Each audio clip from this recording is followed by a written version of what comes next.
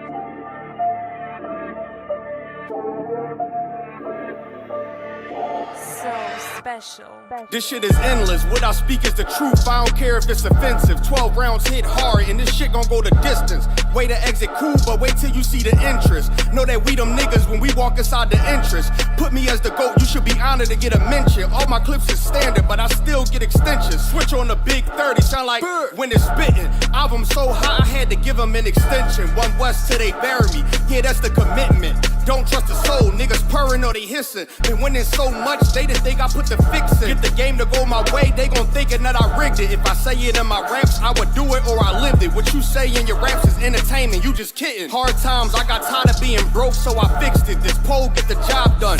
Nigga, this is stick shit. What I speak is the truth, I don't care if it's offensive. The life that I chose, no turning back, we in this. They don't understand till we tell them no forgiveness. Rain on them, 40 days, 40 nights, shit is endless. What I speak is the truth, I don't care if it's offensive. This the life that we chose, no turning back, we in this. They don't understand when we tell them no forgiveness. Rain on them, 40 days, 40 nights, this shit is endless. Reincarnation, so you know this endless. I'm solidified and stamped, that's why I walk with a signet. Build it from the ground up, did it all independent. Don't put your head in my business, to the wall I'm appended. They say I walk around like I'm perfect, bitch, I'm sinless, blameless. And if you ain't the same, I'm against it. Was born with the shit, the other half, I'm just gifted. 20 on me, wish a nigga would so I could spend it.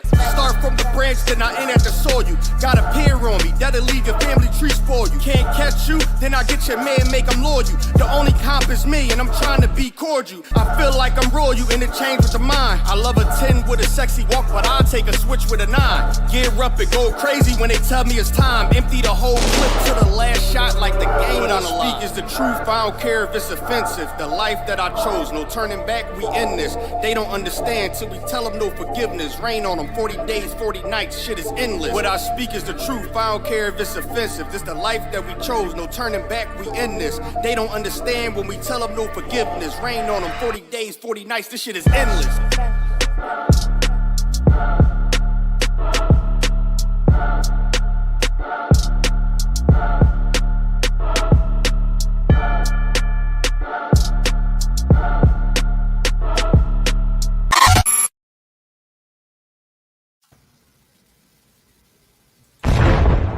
ISUPK presents Ask Ye the Prophets weekly podcast.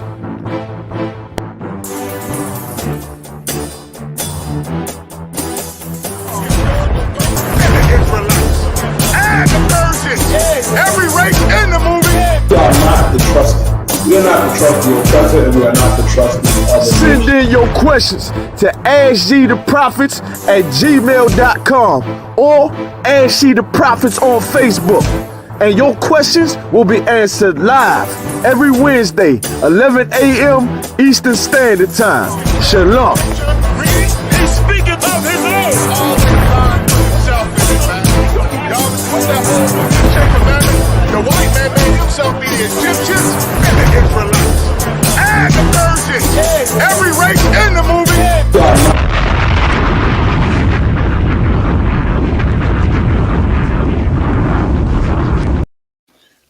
Most High Christ, Most High Christ. Shalom, Israel, brothers and sisters. Welcome to another episode of Ask Ye the Prophets. I am Priest and General Mayaka Allah. I'm rolling with my main man, Priest and Officer Ibad Hayah, straight out of Philly. You understand? We about to get it in. Got some nice stories coming up, man, showing you that these people constantly show us the hatred that they have for us, man. And we're going to keep talking about it until our king comes. Because we've been talking about it since 1969, but unfortunately, black people we destroyed for lack of knowledge. We still don't believe this man is as awful as he is. You understand? We still trying to defend a few of them. They're not all bad. You got a couple of them white. I can't just be against everybody. Listen, these people have oppressed us as a nation. You understand? We have been the oppressed as a nation. So what a few of them buy you lunch? So what a few of them speak to you at your job, shake your hand, are nice to you at your slavery? That's all well and good. It don't change the judgment that's coming to them for the sins of their fathers. It don't change what the Most High said. It don't make the Most High a liar just because a couple of them are nice to you. You understand? So the first one I want to get to. Let's go to that story about that brother. It say he warned them. That brother went through hell, man, trying to defend himself and defend his family. But in America, it seems like only white people can defend themselves and their family. Because when blacks, Hispanics, and Latinos and Native American Indians do it, it's like a big problem. Like, we can't defend ourselves. We just got to take the abuse from these oppressors, no matter what. Let's read the story.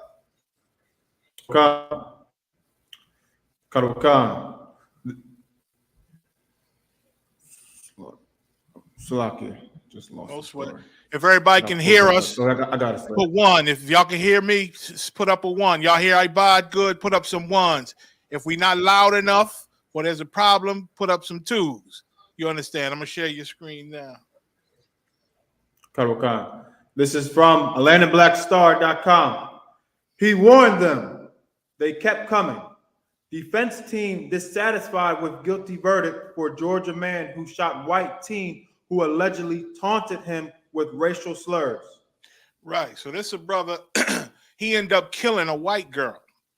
He ended up killing her because he was being attacked on the road, on the highway, like them hillbillies do. Her and some other guys, some white boys, you know what I'm saying? Our oppressors antagonizing him while he in the car on the road with his family. You understand? Read the story. Right. A Georgia jury found a man not guilty of murder. And listen, that's even a rarity in America because they found him not guilty of murder. Go ahead. And assault charges this week in the 2020 fatal shooting of a 17-year-old girl. Still, his attorneys plan to appeal the conviction. So he was convicted, but he beat the murder charge. He beat the assault charge, but they end up still giving him a conviction. Why? Because this is America, man, and they falling. Because first of all, he's not even supposed to beat the murder case. That's number one. Not in racist KKK America. Show you the Lord's prophecy is true. We in the last days, and he bringing this place down. They at war with each other. The government is at war with each other. You understand? So things might go our way every now and then. So he beat the murder charge, beat the assault charge. Read on. The Bullock County jury on Wednesday returned a guilty verdict for a lesser charge of involuntary manslaughter. Involuntary manslaughter. Because he's an Israelite, they still found him guilty of involuntary manslaughter. You understand? When he was defending himself. Read the story. Go ahead. For William Mark Wilson, who said the girl Haley Hutchinson. Oh, Haley Hutchinson. She dead now. She a dead white girl now, trying to exercise her white pride, her white privilege with the wrong one. Go ahead. Haley Hutchinson was in a vehicle with a group of other teenagers who called him racial slurs before trying to run him off the road. So they in the car with their white privilege, see this brother, and just start calling, nigga, hey, nigga, you monkey, you coon, start calling him all type of racial slurs and driving up all close, trying to cut him off and run him off the road. You understand? What choice did he have? You try to run me and my family off the road. Listen, it's going to be the same result. I'm unloading and I'm looking to hit everybody in the car. You understand? Not just old poor Haley. I'm trying to get rid of you because my family got to go home. I do the time if it come down to it. You understand? Lord willing, I'm going to get the best lawyers to fight this thing. You understand? But listen, if it come to my family dying or being run off the road and hurt by these oppressors, they're going to lose. They're going to lose. Go ahead. Wilson's attorney argued that the slew of charges and their client's treatment by the judicial system was about race. Everything's about race. Everything's about race. Americans like to deny it. These devils try to deny it. Oh, I'm not racist. I just don't believe this. I just don't agree with that. But I'm not racist. I have a black friend. So the hell what? So the hell what? I heard a lot of these racists, these old racist women. I heard now, Ibad, they traveling to Africa to get some brown rod. They traveling all the way to Africa because they think them Hamites is us and, you know, drop a load in their backside. You understand? That's the new thing with old wealthy white women, older wealthy white women. They travel all the way to Africa just to get smashed by some Hamites, thinking that they us. You understand? Just like they have sex with dogs, they might as well. They might as well go to Africa. That's where dogs at also. Go ahead. Okay. They claim Wilson, a biracial man, shot his 9mm handgun into a pickup truck with 4 white people because he feared for his life. Right. They trying to run him off the road. You understand? He defended himself. Go ahead, which every human being supposed to have the God-given right to defend themselves, to defend their life, the life of their loved ones. Go ahead. Right. One bullet struck Haley in the head. A judge struck down claims of stand your ground defense in the case. Right. And now he struck down, and I don't believe that would stand your ground. These devils, they do what they want with us, man, in their court systems. Go ahead. Wilson defense attorney Mawoli Davis said the acquittal of the charges against his client speaks volumes to evidence of his motive behind the shooting. Right. Go ahead. The voluntary manslaughter charge was not part of Wilson's indictment, Davis said, but the prosecutor added it at the 11th hour to push for a conviction. Right. It wasn't even the voluntary manslaughter wasn't even a charge in the beginning. But because he was looking not guilty of murder, defending himself, they said, well, he is black. We got to get him for something. He's here. He's black. We're going to get him for something, man. This is how they do us. Listen, I just heard an Edomite give a testimony when he was an older Edomite on the TV. He said when he was younger, he used to hang with his father. He was reminiscing his father because his father had passed away. He said when he was younger, he used to hang with his father, man. And he said one day him and his father was out at a club getting drunk and the police came. You understand? The police came and grabbed his father and he said they started roughing my father up. I said, hey, wait a minute. I said, I can see you arresting him, but don't be putting your hands on him. He grabbed the cop, threw the cop on the hood of the car and started wailing on the cop. The other police officers grabbed him, they pushed him off, and then they started whooping his ass a little bit. And listen, they locked both of them up at the end of it, locked them up, took them to the jail. Nobody was shot. Nobody was beat with a nightstick. Nobody was hurt real bad. They would have killed a black or Hispanic for grabbing a car. We wouldn't listen. The minute we reached out to grab them, the shots would have rang out. We wouldn't have made it to throwing them against the hood of the car. He threw the cop at the hood of the car and started beating the cop. Then they turned on him, started beating him, locked both of them up, and guess what? The next day, they said, all right, they slept it off. They was drunk. They released them and dropped all the charges. That's white life. That's white privilege, man. That's white privilege. But this brother, they get him, found out he defended himself, you understand, and still got to try to get him on something. So got him for manslaughter. Go ahead. Okay. Which wasn't even a charge in the beginning, like you just said. Go ahead.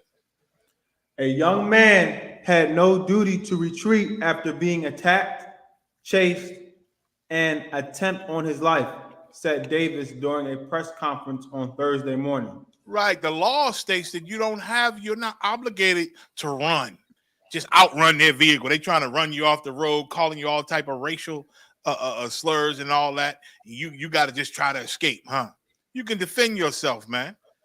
You can defend yourself. He had no duty, it said, to retreat, being attacked and chased by these people. In fact, the rest of them in the car should be charged with a hate crime. Right. They should be charged with a hate crime. They should be charged. Go ahead. He ended up not only trying to defend his life, but a life of a young lady by the name of Emma Rigdon, as they were going to be run off the road by a group of drunk white males. Right. Like he in there with a sister, man, and these hillbilly boys riding with this girl trying to run him off the road like they do. Go ahead. Okay. The 12-member jury, including one black woman, found Wilson not guilty of murder, felony murder, voluntary manslaughter, possession of a firearm during the commission of a felony, and 5 counts of aggravated assault. Look at all them charges, man. All them charges because you don't want to be murdered on the road by these hillbillies. By these hillbillies. Now, if they catch you and lynch him and her, if he would have caught them, took them in them woods, and lynched them and set them on fire, then it would have been a big mystery. Oh, who did it? Oh, my God, what happened? Maybe it was suicide. It'd have been a whole bunch of rhetoric. Right. You know what I'm saying? If they would have been murdered. But he said, no, I'm not getting murdered today. I'm going to defend myself as best I could. And he blasted in that car, rightfully so, man. Rightfully so. America is not our rest, black people, Hispanic people. This is not the place to be comfortable and to start to trust these people. They pushing a big vote. Everybody vote. Everybody vote. You see, they know our voting matters. That's why they trying to mess up the voting booths and lie about the elections because they know our votes matter. Let's go vote, vote, vote. It's a big push on voting. Listen, this is still the house of Satan we living in. This is still the house of Satan. You understand? Don't fall for all that voting, voting, voting. We still dying under the hands of Biden. We still dying. Atrocities are still happening under Biden's watch. And he was your savior, right? First you thought Barack Obama was your savior. Now you think Biden is your savior. And we still dying in the streets under his watch. Right. You understand? Let's go to that next story. West Virginia police. The Lord is bringing this place down, but this is still Satan's kingdom, man. I can walk. Slocking. No sweat. This is still Satan's kingdom. You understand? And these things are going to happen, man. They're going to keep happening, especially for people that are not in the truth, man. People that are not in this school with the Most High. These things are still going to keep happening. You understand? They're going to keep happening. Our only safety is obeying the Most High. Also, I got a surprise. I'm gonna play. It's an Oklahoma documentary that I think everybody should see. I'm gonna play that the second half, Lord will. I'm gonna play the entire thing. It's about a half hour long. You know what I'm saying? I might comment on pieces of it. You understand? And and I'll go into that later. So read this story about the West Virginia police. Is this? It's not a YouTube video, sir. It's a story. Okay. Oh yeah, it might be a video. Let me see. I'm gonna try to pull it up too, and see if I could play it big screen. Let me go down and grab it. Okay. All right, no sweat. Let me pause it first.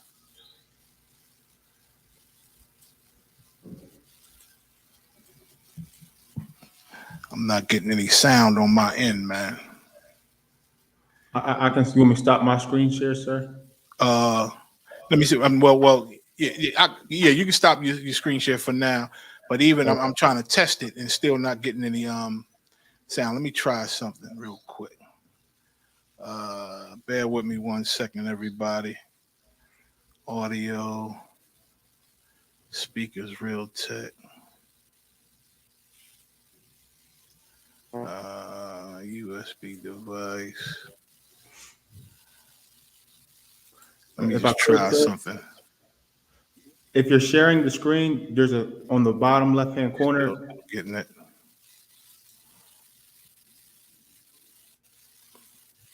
Let me try this. Bear with me 1 second, everybody. Just trying something. Yeah, I'm not getting the sound. I'm not even sure if I'm going to be able to play it. Let me try it again. It should be playing, though. If I could, sir. Yep, go ahead. When you share, if you're sharing the screen on the left-hand corner, there's a tab that says share audio.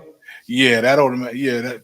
Okay. Well, I'm not sure, but I'm playing the original, and it's not playing. You know what I'm saying? So let me.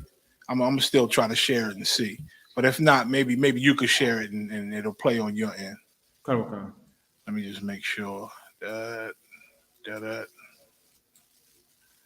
All right. Try to share. This is it. But I don't think I'm gonna get no audio. Listen, I can walk. Okay, without you putting your damn hands on me. I can hear it, sir. You can hear it? In West Virginia, being racially profiled and arrested as a U.S. military veteran. I give you no reason to touch me. I'm going to arrest you then. Place your hands behind your back. Just on my end. McDowell County Sheriff's deputies are on his property without a warrant, and they are charging him with obstruction. for not harassing this providing brother, ID. man. He's Please a place your military hands behind vet your and back. everything. My hand is behind my. Place your It hands only behind takes military one of you. vet. Place your hands. Look, let him But they do it. still All racial right? profile. Take your hands off me. That's fine. Okay. Let him do it. Police had received a complaint that 4 marijuana plants were growing alongside an abandoned church up the road. The sheriff's deputies approached the elderly Let me know African American if you stop residents hearing in a it. house I'm nearby. gonna do some tests. Come. They were incredulous. We're actually new here. Okay. And for the police officers in this area to come up and say, "Are you growing marijuana?" That is preposterous to me. The man in yellow is Jason Tart. He owns this house and the one next door occupied by an elderly black man. Y'all looking for something over here at his house? What is it? Y'all concerned about something over here at this house? This house? No, that house. Yes. What's the problem? Who lives there? Mr. Ferguson, he's probably there now. He's 79. Okay. All right. What's your name, sir? You can knock on the door. Tart. Jason Test, Tart. test. Tart. And what do you no mean matter by the what I do, I season we're can't living hear in, ma'am? Sir. What do you need? You got any questions for me? No, I'll collect some information from you in a minute. Your name and date of birth. Can you see it, Ivan? But the police already Okay. know his name, Jason Tart. He just told them. What's your name, You sir? can knock on Jason. the door. Tart. Jason Tart. Tart. What do you need my information for? You own these two homes, correct? What Okay, do these- two homes got to do with that? These two homes is near that marijuana grow, so I'd just like to have your name. You know how many people go through here? I understand. That's Well- not going to do you one bit of good. And Tart speaks from authority about detective work. You see, he So served these as a police military end up getting sued. They end up getting sued, Ibad, you understand? Because they harassed the brother, you know what I'm saying? He didn't do anything wrong, you know what I'm saying? Right. And this is what always happens with them. You understand? This is what always happens. Harassment. It's terrorism, man. Just like Nazi Right. Germany, like Commander Johnny Yohana always bring out. This is just what they did in Nazi Germany. They saw us and just decided, hey, let me see your papers. Let me see your papers. Show us your ID like they do now. Identification, please. And a lot of brothers get mad, say, I don't have to show you my ID because it's supposed to be illegal to ask for ID, you know, in America without just cause. If no crime has been committed, you understand? It's supposed to be illegal. But once again, those laws, man, they don't be applying to us. They don't apply to us all the time. You understand? So let's get that next story. Let's go to oh man, let's get that them police operates within a cult of corruption. With the Mississippi police. Bad enough, Mississippi ain't got no good water to drink. You understand? But they also living, just like many cities in America, living in a condition of fear. You understand? Living in fear in this place. I got it, sir. No sweat. You got it. Let me start. This is from AtlantaBlackStar.com. Operates within a culture of corruption and lawlessness. Listen to these devils, and everybody, every black person and Hispanic can relate to this. White people read a story like this and say, "Oh my God, this can't be happening," but we live this all the time, every day. Go ahead. Black residents in Mississippi town with police chief caught in racist rant slap department with civil rights lawsuit. Damn right. Read. Kawakan. Lexington, Mississippi. Black residents have come together to file a lawsuit against the town police department. Boasting a population of approximately 1,800 citizens, 86% of them African American. So we the majority. We the majority in Lexington, Mississippi. Go ahead. The complaint alleges the community needs protection from local law enforcement. Damn right, because they terrorizing us, man. They terrorizing us. They operate with impunity, man, and nobody touches them. They just got a white cop on video days ago talking about if I'm on the road and you're in front of me, she said, you're probably about to get pulled over. She said, if I'm on the side of you and I'm looking at you and I get behind you, you better exit because you're most likely about to get pulled over. She said, I could do 90 miles an hour. You can't. You can. She was going into a whole thing on how she's above the law. She can do what she wants, and citizens can't do what she can do. You understand? She so-called got in trouble for it. You understand? But everything she said was right. That's how they operate. Read on. On Tuesday, August 16th, Julian, the civil rights and legal advocacy organization, filed the lawsuit on behalf of 5 black citizens in the United States District Court for the Southern District of Mississippi. Right. Go ahead. A month after officials dismissed its police chief, according to Newsweek magazine. Go ahead. The Kawakami. police chief already got dismissed. Go ahead. Sam Dobbins, the former top cop, was caught on audio bragging about killing 13 people in the line of duty. And repeatedly, they brag about murder. This is the kingdom we living in. They supposed to protect and serve, right? They brag about murder. They brag about it. Go ahead. Right. And repeatedly using the N-word when he described a person he claims to have shot 119 times. 119 times. That's his claim. He's bragging about murdering one of our brothers or sisters and shooting them 119 times.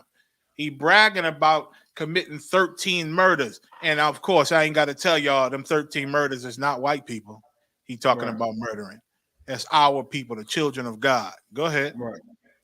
The claim lists Dobbins, Henderson, the city of Lexington, and the Lexington Police Department as defendants, claiming they are responsible for members of the LPD violating their civil rights and terrorizing black people as a whole. A bunch of terrorists, just like Nazi Germany, Germans used to be. Just like the Nazis. We living in Nazi Germany all over again. This is Nazi America, man. That's why they carry that swastika in America. Right. Because this is the spirit of the Nazis all over again, man. Terrorizing us. Oppressing black people, man, and Hispanics and Native American Indians. Terrorizing us. So now we trying to band together. We trying to come together to try to sue them, man, and get rid of them. Go ahead.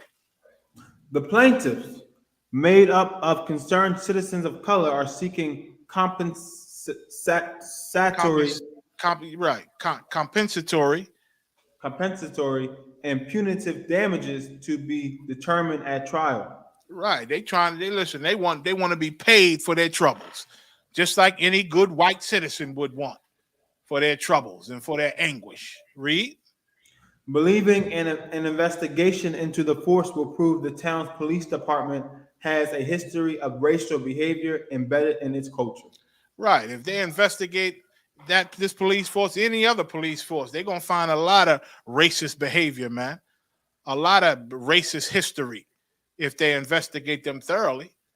But of course, the ones doing the investigating, they all work for the same people, man. They all work for this corrupt government.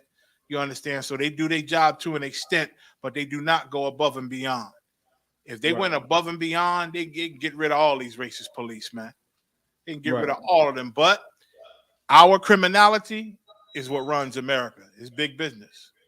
Right. It's big business. Go ahead. And I got a story dealing with that too. Go ahead. The culture of Lexington is corrupt, the lawsuit declares. The culture is corrupt. You understand? That's what black people and Hispanics, we think we can join the police force to try to make a change and be different and affect the other police. It's a culture in there of murdering us. Right. So you join that culture thinking you're going to stop the culture. No, you just going to be a part of the culture, or you're going to be an enemy of the culture within the culture. You're going to be an outcast and your life will be in danger. Read.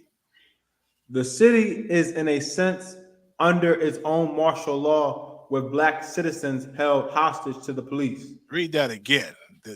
This city, like the police in these different cities, they don't have to operate. Ain't no standard with every city in America. They do what they want in their local areas. Read that again. Okay. The city is in a sense under its own martial law. Because that's what it's like. They being police, man. Just like we was in Israel. You understand? Said the governors, you understand, and all them, you know, and the military governors, you understand, was on the streets in Israel around 70 AD before we ran up out of there. You understand? Before we ran up out of there and ran into Africa. They did the same thing. It's like martial laws, like police. The police now becomes the military. Go ahead. With black citizens held hostage to the police. We the hostage, man. We the hostages. You understand? It's martial law, and we the sheep. We the ones being herded and corralled and oppressed and terrorized. Go ahead. Right. Afraid to even move. Afraid to move. Afraid to move because we know if we move too fast, if in their stupid hillbilly redneck racist minds, we reaching for something or we coming towards them, they can murder us. You know, they can murder us legally. Go ahead. The only way to hold those wearing the badge accountable for prejudicial actions, the lawsuit alleges, is for outsiders to come in and comb through their records. They got to get somebody who don't know these people, who are not friends with these people, they're saying. Somebody who are not familiar with them and won't lie for them. Go ahead. Lawyers representing the group note their clients have witnessed officers using disproportionate and unnecessary force. Like all of us know about that. We all know that. Hell, and black entertainers, wealthy black entertainers tell you that. You understand? Black lawyers tell you that. Go ahead. Against people of African descent. Uh-huh. They further allege the officers have been known to make wrongful arrests and have retaliated against good cops who go against the brass and report misconduct. There you go. You think you're going to join the force and make a difference and at least show your people that there are some good cops. You'll be the enemy to them. You understand? Even to go back up a little bit, you'll be an enemy to them. That last part about the cops, they retaliate against the good cops. And that's the only good cop. The only good cop is the cop that the rest of them devils is going to war against. That's the only good cop. Right. If they're not trying to hurt you or come against you, if you're not an enemy to the rest of them police on the force, then you ain't no good cop. If you just keeping your head down and being quiet and saying hi to black people on the streets while you know these devils is out here terrorizing and murdering us, you're still not a good cop. Right. That's that. Go ahead. That's it on this. So you see how evil this place is, man. See how evil. Got a lot more. Go to the plea deal in the Breonna Taylor case. Okay.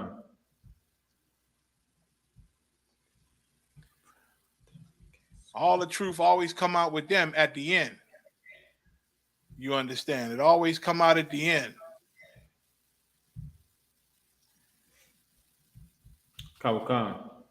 This is from AtlantaBlackStar.com.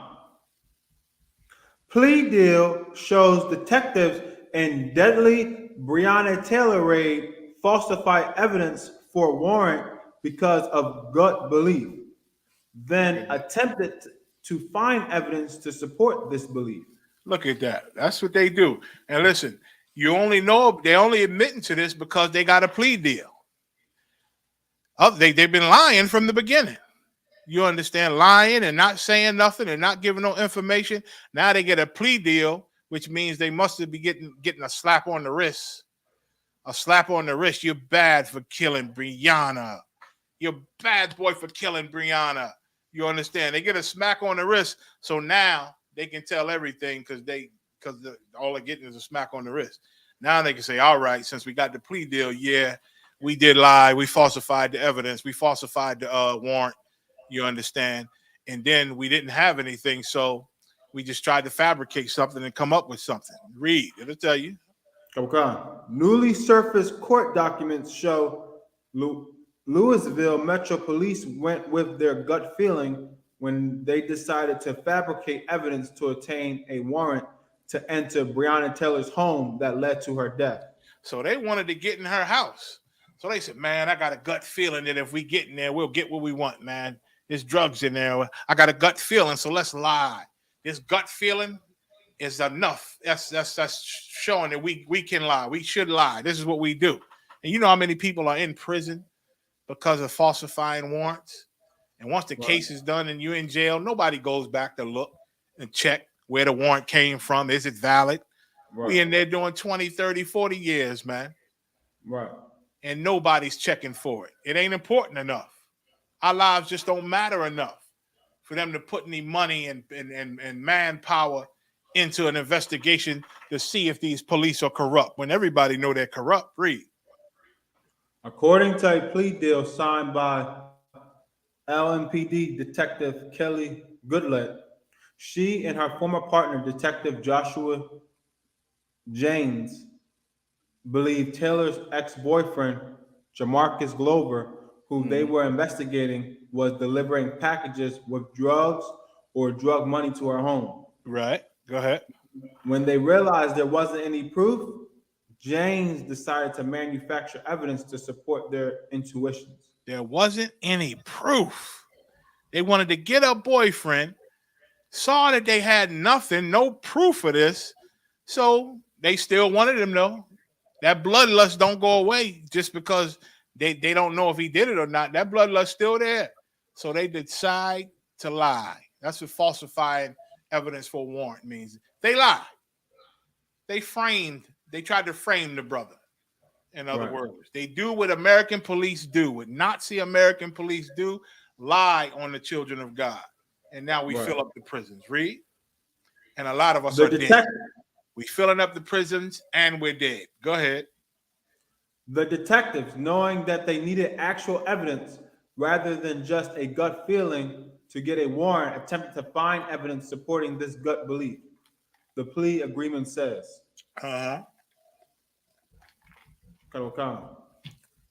Taylor was struck by police gunfire when a team of plainclothes officers entered her apartment in the early morning of the no-knock warrant. Right, like they busting her house. She in there with a man who's supposed to protect her. He see these cats coming in, plain clothes, and he did his job. He start firing back. Read. Her boyfriend, Kenneth Walker, mistook the officers for intruders. Rightfully so. Rightfully so. And initiated what? And initiated the shooting. He went to defend him and his woman in their home. Read. The 26-year-old woman was shot 6 times, reports show. And they murdered the sister. They shot back and ended up murdering the sister. Go ahead.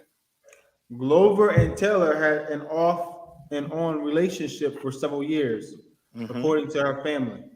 Right. Police started surveilling him in January 2020.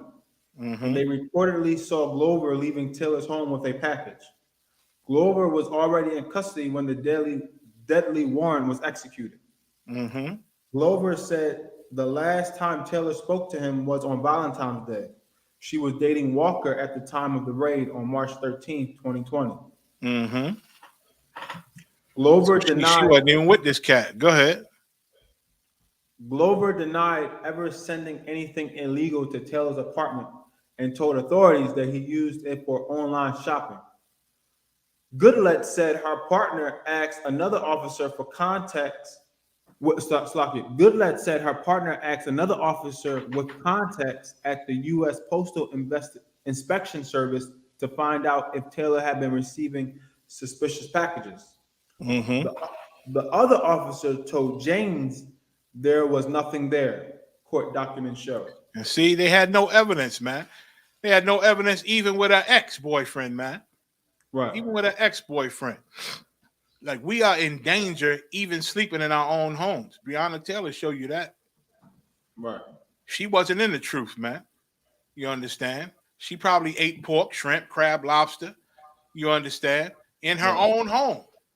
But once again, unless you're under the protection of the Most High God of Israel, you know, we all, you know, death is near us, man. Death is on you. If you ain't in this truth, man, if you ain't under his protection, we need to be protected by him. That's the only way. It's the only way to survive until our king comes. This is hell. And I'll get the scripture on it in a second. You understand? Matter of fact, I'll get it now, Ibad. Let's give me the Apocrypha real quick. And I'll come back to these stories. These good stories. The next story I'm going to get about another corrupt cop that they finally arrested after he didn't terrorize black people for decades. Get me the Apocrypha. Get me 2nd Ezra 6 and 10. Okay. Like without the Most High, like we all trying, even Christians in their head are trying to get to heaven. Of course, they don't understand what heaven is. They think they got to die and float off to some paradise. And so in this life, they got to be good to white people because Jesus is white and God is white. And they just want to be accepted in the white pearly gates when they die. That's the facade. That's the lie of Christianity. You understand? And so nobody's serious about learning who God is and what he wants us to actually do. Nobody's serious. Christianity has a stronghold on this world, man. Right. You understand?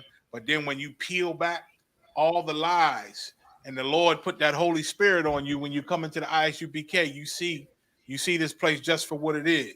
It looks like the sweet and wonderful red, white, and blue, the country liberty of thee I sing. You know what I'm saying? Old Star Spangled Banner, glitz and wonder, and Disneyland and Hollywood and everything wonderful. When your eyes are open in this truth and the Lord put the Spirit on you, you'll see all that evil that's within there. You'll see these people are ghoulies, man. They are ghoulies and Dracula and Frankenstein. You know what I'm saying? And all the awful thriller, scary movies you've ever seen. These are the people living in America. Y'all, it's a movie, The Devil's Advocate. You ever see that, iPod? With Al Pacino, The Devil's Advocate. There was a part where he was like a lawyer, a top lawyer, and Keanu Reeves was a recruit of his that he had brought in. Was actually I ain't gonna do the spoiler alert thing. I ain't gonna give no spoils, but you know, in the movie, his associates, his other employees that work with him in his law firm, they would look at them, and while they walking, they would transform, and you'll see their real face. They show their real face for a second, which was monsters. You understand? Demons. You understand? This is who walking around, shaking your hand at your slavery, telling you have a good day and treating you for lunch every now and then. These people are monsters in this country. You understand? The scripture tell you, no marvel, for Satan himself has transformed into an angel of light. So don't believe that these people are the good guys that they show you in the movie and on TV. These people are spawns of Satan. You understand? But we have to live through this and stand with the Most High and stand with each other to get that thing we all want at the end, which is the kingdom of heaven, which Christians don't know this, but it just means our freedom and our rulership. We're going to be in charge. We're going to be free, and we're going to live our best life. You understand? All we know right now, all we've known is slavery in America. That's all we've known. We were born into it, and we still in it. It's just the Lord then gave us a little mercy by bringing us home and giving us the knowledge of who we are. And now we got each other, and we got the understanding of his words and all the prophets that came before us. We got that understanding, and that's why we survive. And that's why we build this army even under the nose of Satan's kingdom, man. You understand? But there is a goal. There's a reward at the end, but we got to get through it, man. Breonna Taylor, she didn't know how to get through it. Her boyfriends with an S, they didn't know how to get that. They didn't know how to get free. They didn't know how to become free because of this Christian society. Read Ezra. Okay. This is the book of 2nd Ezra, so the 6th and verse 10. 7. I think it chapter 7, verse 6, I believe. Okay.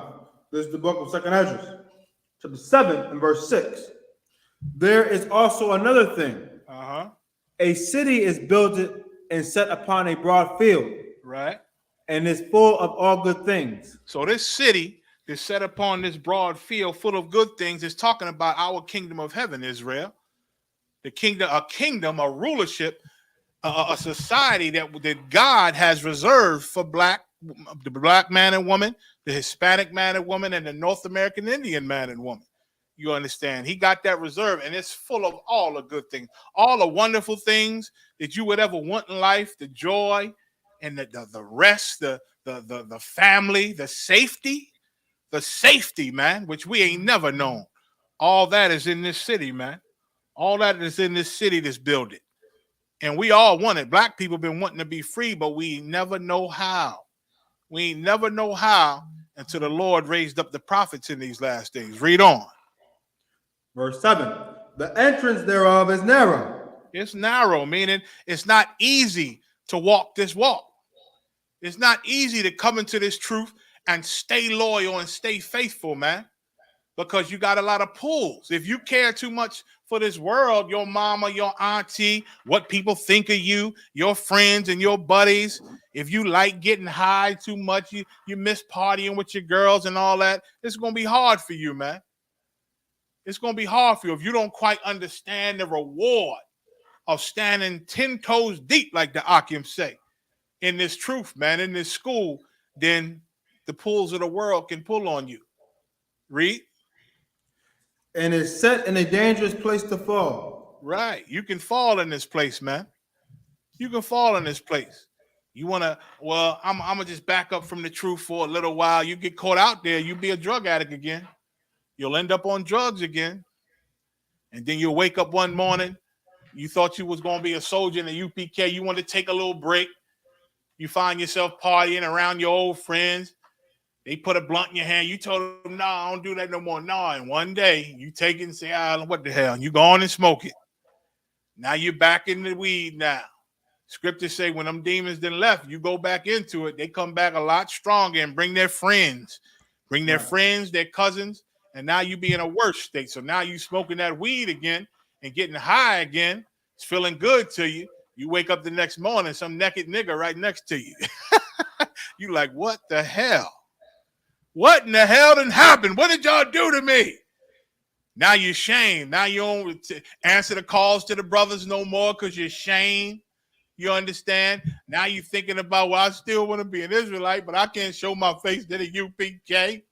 I'm going to join the group that allow homos to be over there with them. I'm going to call them purple cats. I'm going to call the other guys. You understand? This is a dangerous place, man. Right. You just got to be ready to obey and do anything for the Most High and anything for the men of God. Be ready to say cunt out of one cunt. Let go of your pride, man. Go ahead. Like as if there were a fire on the right hand and on the left a deep water. A fire on the right hand. Like to walk this walk in the truth, man. You got to know that's dangerous. All dangers all over.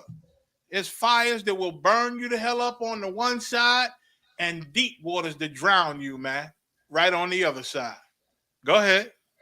Okay. Verse 8. And one only path between them both. And between this fire, the fire licking at you and you, oh my God, I feel the heat is hot, trying to kill me, and water trying to get you on this side. And the path is very small. You got to walk a straight line. You understand? Read. Even between the fire and the water. Go ahead. So small that there could but one man go there at once. That's how small it is. It's only the width of a man. You understand? Only one at a time can go down this path, meaning what? You got to fight your greatest enemy. Your greatest enemy, and that's yourself. Right. That's yourself. You are your worst enemy, brother. You are your worst enemy, sister. You got to fight them. And now we can't fight it for you. We can help you. We can give you counsel and advice and show you the scriptures and show you examples of how men had to fight it in the past. But we can't fight it for you because this is one small path, only big enough for one at a time. You have to fight this battle, man. Right. We here to support you. We here to get you through it like the men before us got us through it and counseled us. But we got to walk this walk. Read. Okay. Verse 9. If this city now were given unto a man for an inheritance, if he never shall pass the danger set before it. And that man is us, Israel, as a nation. It said what? If this city what? If this city now were given unto a man for and an the Most High inheritance. did give this to Israel, to the children of Israel. He gave it to us for what? For an inheritance. For an inheritance. Why? And we inherited this from Abraham, Isaac, and Jacob. And before Abraham, Adam. Our forefathers, man. We inherited because we're their seed. Adam, Abraham, Isaac, and Jacob. We're their seed. And so we get their inheritance. Now, if the Lord gave this to us for an inheritance, read. If he never shall pass the danger set before it. If we don't go and walk through that hot ass fire and them crashing waves trying to drown us and kill us on the other side, if we don't pass through that, read. How shall he receive this inheritance? How you gonna get that city that was builded for you, man, with all them good things in it, all them wonderful things in it? Servants, man. The other nations bowing to you, calling you cunt and one cunt. Listen, we gonna be rolling with Christ. Right. We're gonna be rolling with Yahushua, drinking wine with him, breaking bread with him. Come on, man. Who don't want that? Who don't want that? The world gonna come to us for days off. Ain't no more us asking them for time off and please, my feet hurt and back hurting and all that. Our sisters gonna know what it is to be feminine again, man. They ain't gonna have to walk around with guns on their hips or nightsticks secure in some place where they got to get into a fight. They ain't gonna have to work and beg for time off once they get pregnant. The only time they get off is if they get pregnant. So they having a million babies because they hate their job. You understand? We ain't gonna have to live like that no more, man. But to get them good things, to get that freedom, to get that wonderful place that God built for us, man, we got to pass through dangers, man. Right. And the dangers is demons and whispers and voices. That's always doing their job. They're trying to get you to go off the path. They're trying to get you to not do what the Most High said. They're trying to get you to do all the awful things. I hear black people say, well, Israelites, really. I know y'all go to restaurants and different things, and they put pork in everything. In everything. Why? Because Satan's goal is to keep everybody sinning. Right. Like you get a turkey meal and find out that pork is in the damn thing. They sprinkle it with pork. So you got to ask, man. You got to be really diligent about following the Most High. What's in that? What kind of fish is that? Well, what's in that? What is that? That got bacon on it? No, I don't. What kind of bacon? You know what I'm saying? You go places, you know, don't put yourself around them. You know these sisters is whores. You shouldn't put yourself in their company, man. Right. You know you like a sexy woman, you like a beautiful woman, and a lot of these whores is beautiful. They Israelites, hell. You understand?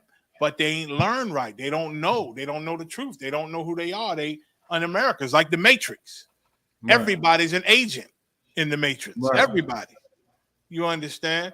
Until they come out of the Matrix into the ISUPK. Then they free. And now the agent's just looking to get you then. Now the agents just want you back then. That's our fight. Read. This is the book of 2 Ezra, to the 7th and verse 10. And I said, is it so, Lord? And he said, Lord, is this how it really is? This is what Ezra asked the Most High, the angel of the Lord, who telling them about these things. He said, is life really like this, Lord? We got to go through all this? Go ahead. Then said he unto me, even so also is Israel's portion. Even so also is Israel's portion. This city, this building, this kingdom, this rulership is only for Israel. But we do have to go through some dangerous times and dangerous things.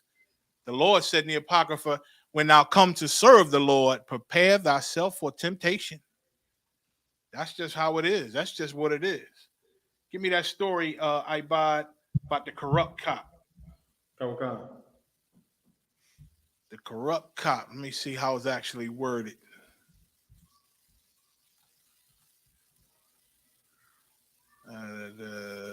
Corrupt cop. Do you got anything to say, corrupt cop? Let me see. The story actually might be worded different. Let me try to pull it up for you. All right. Ibad. Breonna Taylor. Long overdue. Oh, got it, sir. Come on. Okay. This is from AtlantaBlackStar.com. A long overdue message. FBI arrests corrupt ex-Kansas detective for rape, kidnapping, more victims could come forward. Look at this. A long overdue message. It says FBI. But go down again. The FBI finally arrested this ex-Kansas detective for rape. He been raping our women for decades, man. Kidnapping. I saw a brother made a video recently about this same cop, man. He said him and I think like 19 other people, man, that he lied on and did time in jail. He did I think he did 18 years or 20 years or something, 28. He did a lot of years in jail, man, because of this cop harassing and terrorizing and lying on him, man. Him and a bunch of other people. And he's out now, but he's just happy that they arrested him. He ain't even listen, we get out from a horrible situation like that. We just thank God for our freedom. We don't want no more smoke. You know what I'm saying? He just happy he got arrested. He don't want to sue the department or nothing, man. We just happy to be free again. I can halfway dig it in this hell. Because you beat and went after them and they been and trumped up something else against you, man. You understand? Read. A retired high-ranking Kansas cop accused of corruption and sexual exploitation of vulnerable black women during his multiple-decade career has been arrested by the FBI. A high ranking. That's important to know. He had power, in other words.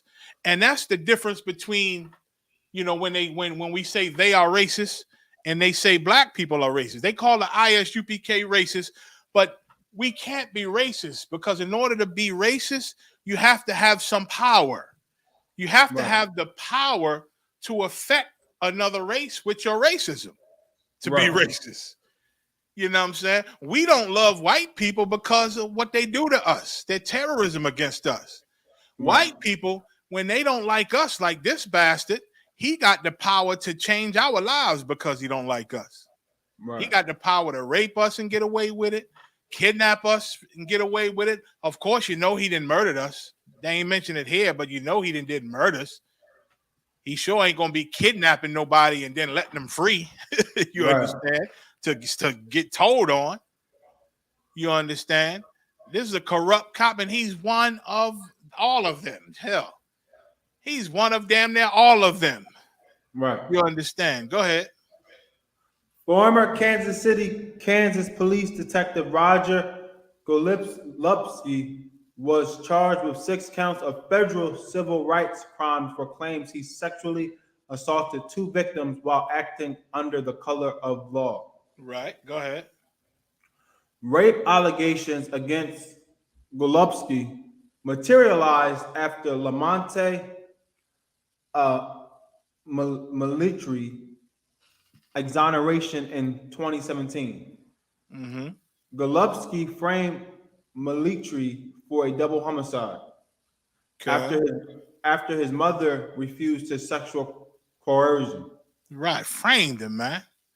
Framed him because his mother didn't want to have sex with him. Go ahead. As more victims surface, military attorneys estimated that the former detective preyed on 70 women. 70 women, man. So he didn't had a long run, man. This is your police force in America.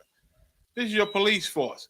And the higher rank they got, the more corrupt they are. So when the low-level bastards are murdering us and doing evil, we expect the higher ranks to, stop them. But no, they just as corrupt. Where do you think they learn it from? I learned years ago, man, that once the police get out of the academy, the veteran police, the rookie police, when they come amongst the veterans said, all right, we know you learned, how to do things in the academy. Forget all that shit. We're about to teach you how to do some policing now. Now you're about to learn how to do policing. And they changed the whole game. And they teach them how it's supposed to be done, who you're supposed to harass, who you can shoot, what you got to say when you shoot them, how you got to do different things, the words you got to say while you whooping blacks and Hispanics' ass in the middle of the street. You understand? They teach them how to do real policing. For time's sake, I want to get to that Oklahoma documentary. Go to the next story about the lockup quotas. Showing you how evil this place is, how we've been saying this forever. All right, bud. We've been talking about this next story forever. And here it is. Like the prisons, man. Like it is big business for us to be criminals. For them to cause us to be criminals, that's why the only entrepreneurship they really give us easily is selling drugs and pimping and being criminals, because that is big business, man. That is big business. Everybody gets paid, from the police that arrest you. You know, well, first of all, from the snitch that the police hire to set you up and snitch on you. Then the police get paid. Then they take you to central booking, and the jails get paid.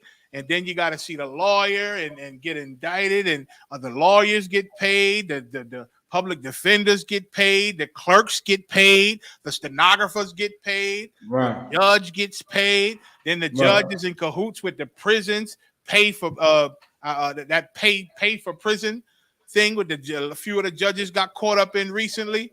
They got figured out. A lot of judges been doing that, man. Right. Been doing that. Getting paid for guilty verdicts for blacks and Hispanics, man.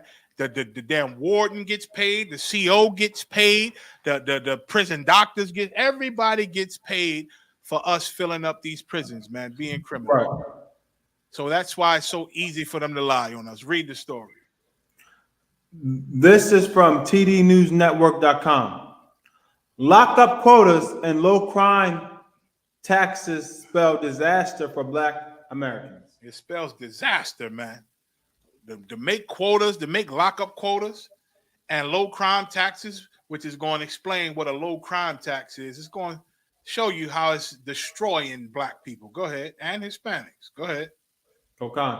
Many people are unaware that the private prison industry has contributed to the current atmosphere of mass incarceration in the United States. Damn right. And they ain't going to bring it out in this story, but they also give big money to politicians. Right. To coerce the politicians to pass laws that help criminalize us and get us behind bars. Read. Right. Large private for-profit prison companies like CCA and GEO have played a major role in lobbying for and funding the adoption of carceral policies such as 3 strikes, the war on drugs, and mandatory minimums, to name a few. Right. The demand for our facilities and services could be adversarially affected by the relaxation of Read that again. Read that again. The demand. The demand for our facilities, and this is a quote. Go ahead. And services could be adversely affected by the relaxation of enforcement efforts. You hear that? The prisons are saying that the demand for their facilities and services could be affected by the relaxation of enforcement efforts, meaning we could start losing money and have to shut down and be hurt. It would affect us on a great scale if y'all don't lock these Blacks and Hispanics up. If you don't get them off the streets, man, you're going to hurt our business. Go ahead. Leniency in conviction or parole standards and sentencing. Leniency in conviction, meaning if y'all don't convict them, y'all going to hurt our business. You understand? It said, or parole standards, meaning if you don't raise the bar for parole, if you don't try to keep them in and make it real hard for them to get parole, you're going to hurt our business. Go ahead. And sentencing practices. And sentencing. If you give them a little bit of time, you hear all these white people, January 6th, done all these things. That's treason, man. One devil about to do 90 days after committing treason. 90 days. You understand?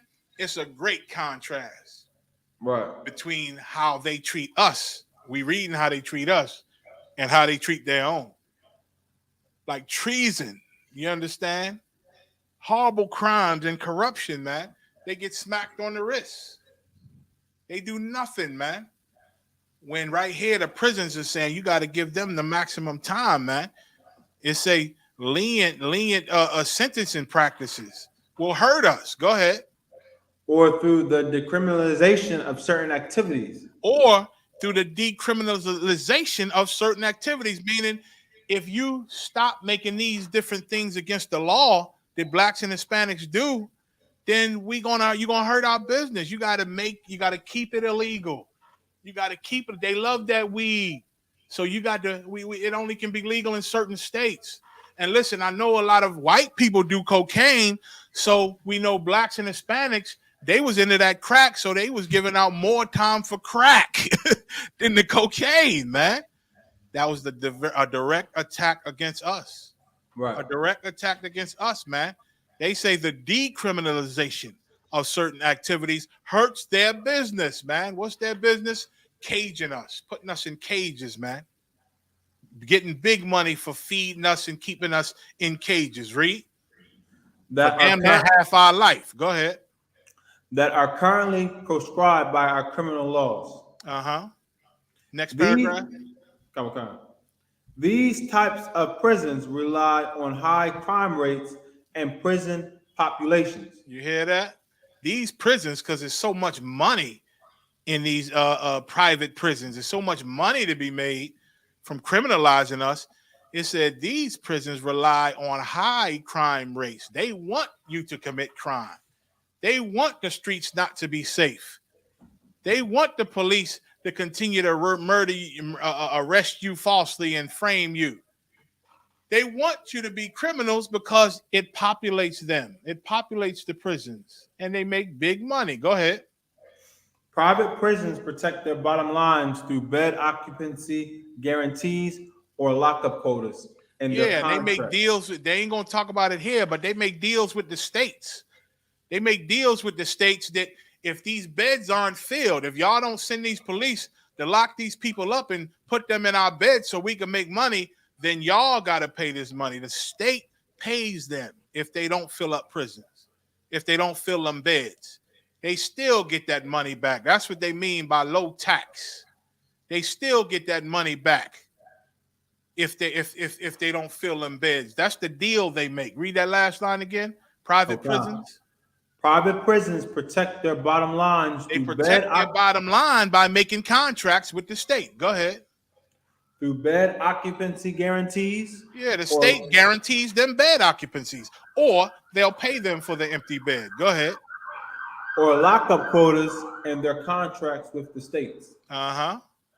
These quotas have been dubbed as low crime taxes. Right. Go ahead. And that's what low tax means. The quota to fill them beds and to keep the prisons full. Go ahead. Because they put taxpayers on the hook when there is a dearth of prisoners. Right. The taxpayers got to pay that. The state uses tax money to pay these prisons if they don't make their quotas. Go ahead. This is an evil society we living in, man. They are the predators and we're the prey, like the Bible said. Go ahead. Okay.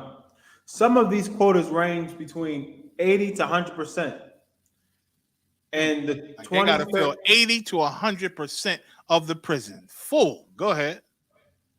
In a 2013 analysis of 48 states, Oklahoma, Arizona, Louisiana, and Virginia were locked in contracts with the highest occupancy guarantee requirements, all requiring between 95% and 100% occupancy. Look at that. Go ahead. Virginia and Louisiana are 2 of 12 states that had a black prison population of over 50% in 2021. Come. So that's it. So you see that, man. So you see that. It's big business to criminalize us and keep us criminals, man. Right. You understand? It is big business. You understand? So I buy it. I'm going to play this documentary, right? Okay. Now, again, I don't think I'm going to hear it from my end. So you just confirm once it starts that you can hear it so I can know the people are hearing it. Okay.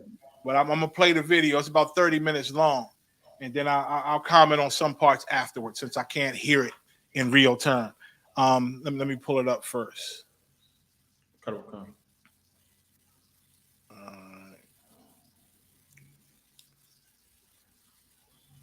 Yeah, I think I keep doing that thing where it goes away. Give me a minute. Okay. Let me pull it up. This is a documentary, man, from Edomite, a student and a freelance journalist, right? Salakia.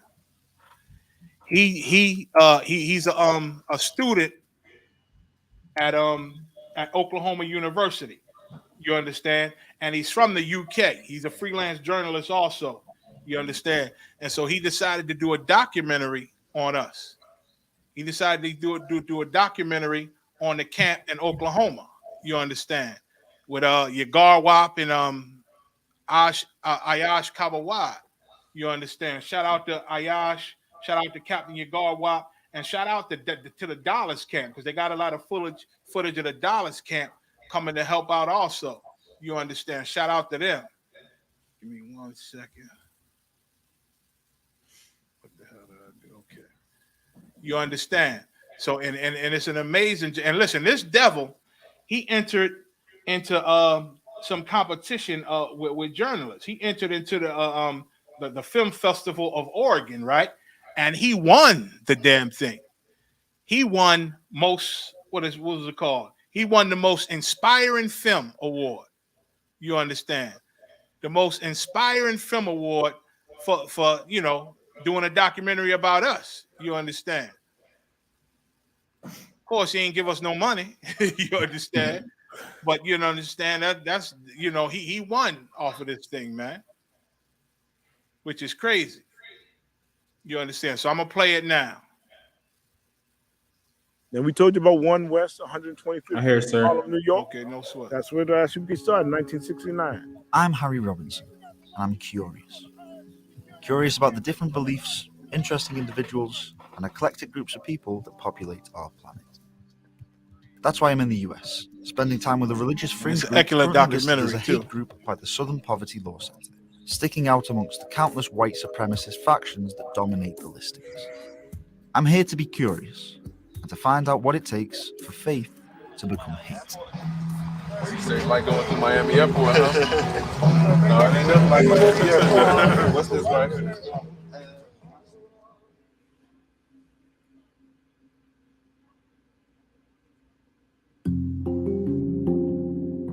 On the buckle of the Bible Belt of the United States lies the Oklahoman branch of the ISUPK, a Zionist Israelite group that believes that African Americans are one of the lost tribes of Israel and whose means of preaching stand out in the overwhelmingly white Christian state. Hold on, you think we're on the bottom because we want to be on the bottom? When the Most High is telling us we're special people, we ought to be separated from these devils and dogs, Edomites. The group operate nationally and have had their fair share of bad press. So with me happy to play by their rules, the Oklahoman Israelite School insisted I met them at a children's park so I could find out more about their beliefs and reputation. Hey, check this out. Before we just do this, let me can I pat you down? Oh, yeah. It's order, how you do things, you know what I'm saying? So, and everything's good. It's for our safety and your safety. It's always a threat to, for us, but it's like in the Bible, the Lord was always with the prophets. You know what I'm saying? But in the Bible, people were against the prophets. The prophets did die. Talk to me a bit about what the ISUPK is to you then. It's all about being black, being an Israelite, knowing who you are, knowing what your duty, to do as a priest and a prophet of the Lord, and loving your people. Because man, I'm telling you, like being my father was a pastor. And for what religion? He was Christian pastor, Baptist. In society, in the regular society, in the world, I would have been like a dude that I didn't commit no crimes. When I was a boxer, and then after I finished boxing, I started being a personal trainer and everything. So I wasn't a person that didn't committing any crimes or anything, but I was committing crimes against the Most High. I was in the world like, hey, everybody, people used to tell me how good I was. They say it's a good dude, man. He don't hustle drugs. He don't do nothing. Just, I was a good dude in their sight. But unto the Most High sight, I was evil. I was horning out women, eating crab, shrimp, and lobster, celebrating holidays. All that stuff is sin. The ISUPK's overt and confrontational manner of calling out the oppression of minorities, equipped with their warlike attire, reminded me of the Black Panther Party. They too were categorized as hateful by officials Although one stark difference rung in my mind which separates the ISUPK from a group that was crucial in the civil rights movement. The ISUPK's religious tinge on racial politics is the barbed thorns of the group's rhetoric. Despite understandably wanting justice, the intolerance rooted in religious beliefs is the main reason the ISUPK has its hate group status, with the SPL Centre even reclassifying the group to show this. Could the religious aspect be the real problem here rather than the group's racial politics? Is it outrageous in itself that I drew comparisons to the Black Panthers? Do you have a worldview name, or is that would you class you before the ISUPK? Well, we just call it. We just say a slave name. The name I still use is slave. What was your slave name? You know, well, I'd rather not tell. I would never say it on camera. You know what I'm saying? But what it is, it's a common name. You know, but you know what I'm saying. But it's like I'm not that person anymore. I'm not that person anymore. Now I'm your God, walk your house. You know what I'm saying? Do you feel that in almost a metaphorical sense, that person with the slave name who was a boxer is dead now, and this is a new life kind of? You know what I'm saying? Yes, yeah, exactly. You know, he's dead. You know, because I don't even think the same way. So the thing that led me onto this kind of documentary and this journey to learn about the ISUPK was the fact that the ISUPK is listed on the Southern Poverty Law Centre as a hate group. And I mean, I have spoken in my past to previous hate groups, and you mentioned before about white supremacy, and I've spoken to white supremacist groups. Why do you think that you are on par with groups that are laden with swastikas and have committed Well, crimes? one thing, because we're the priests and prophets of the Most High. You know what I'm saying? I'm saying the truth can't come out. You know what I'm saying? Because that's what the white man is. That's his kingdom. That's the fall of his kingdom. What I'm trying to say is, once the truth comes out and people start obeying the Most High in Christ.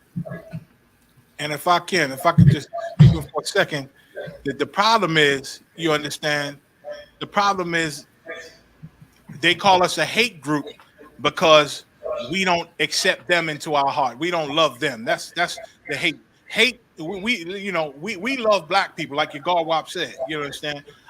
We out there. We should be called a love group because all the love we give to blacks, Hispanics, and North American Indians, and we teach blacks, Hispanics, and North American Indians don't harm white people. Right. We even teach that. But if you don't absolutely love the red, white, and blue and love the American flag, if you don't absolutely worship these people as God, that is hatred to them.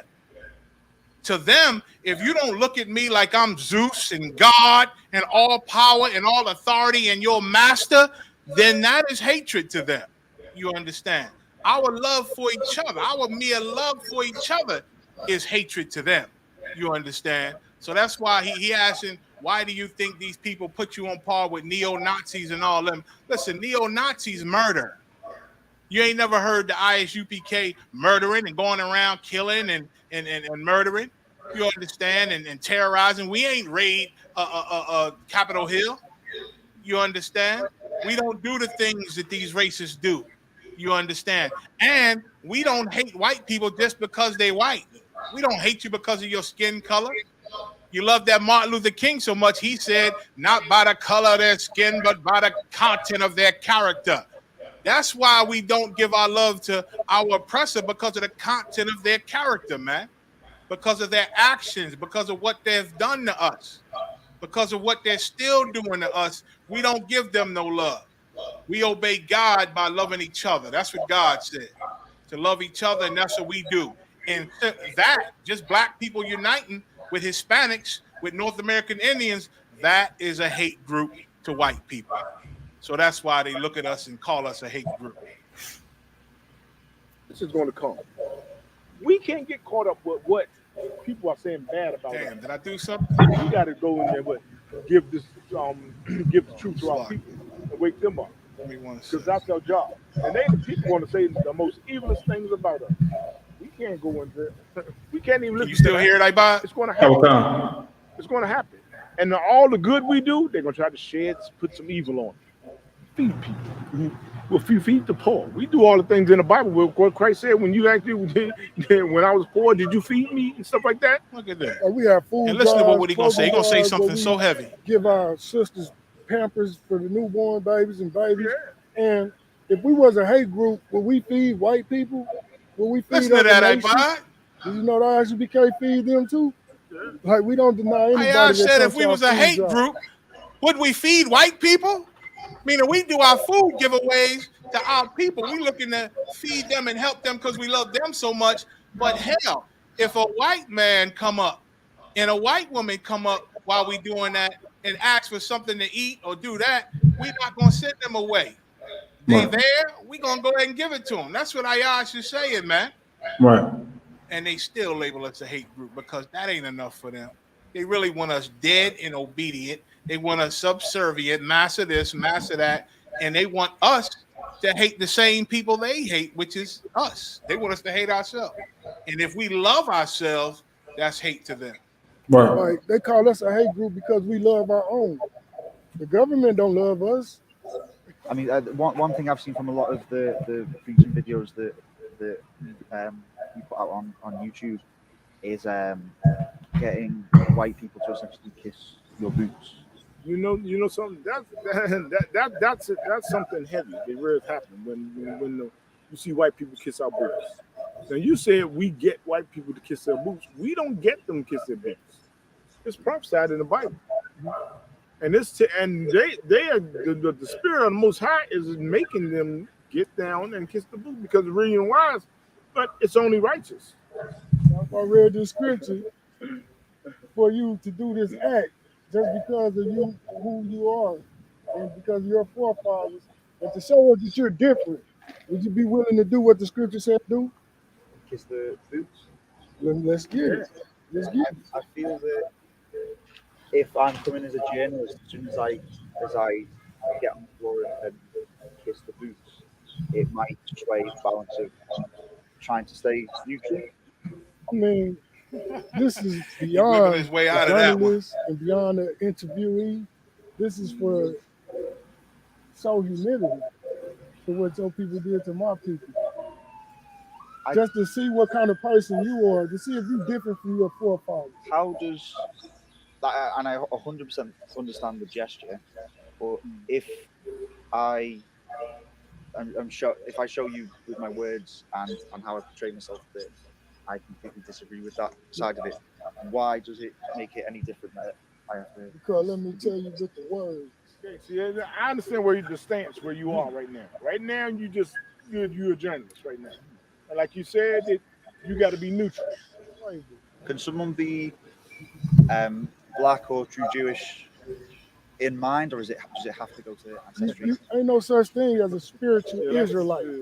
It wasn't no spiritual Israelites on them slave ships getting their back beat with the whip, getting the babies ripped out of their pregnant women bosom and just thrown to alligators. They used them as alligator bait. That wasn't spiritual. That really happened to a people. The Southern Poverty Law Center, they don't have the so-called Jewish man in their list as a hate group, do they? Because they feel like everybody else is Goyim. They call them Goyim. And they feel like they're the chosen race. But nobody ever comes after them, even though the Bible speaks totally against them being Jews. That's why they call themselves Jewish. If I had on a shirt that looks black, but it's not black, I'm going to say it's blackish.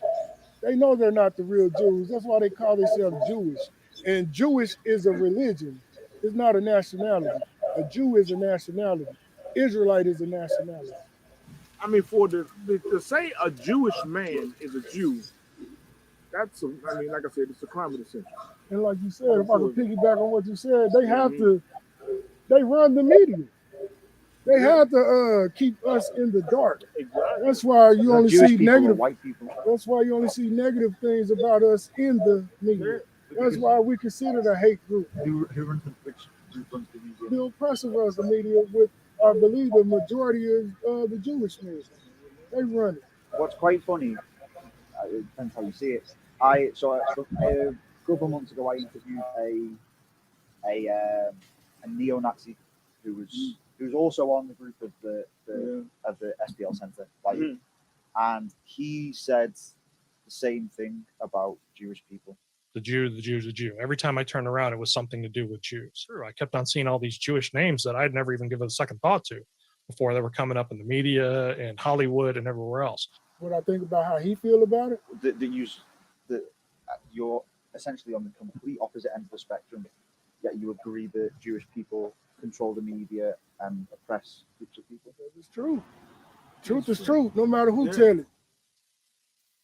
They want an explanation that it's not just that either they're not working hard enough, or they're not doing this or not doing that, but the cards are stacked against them because someone out there, a boogeyman, is causing it.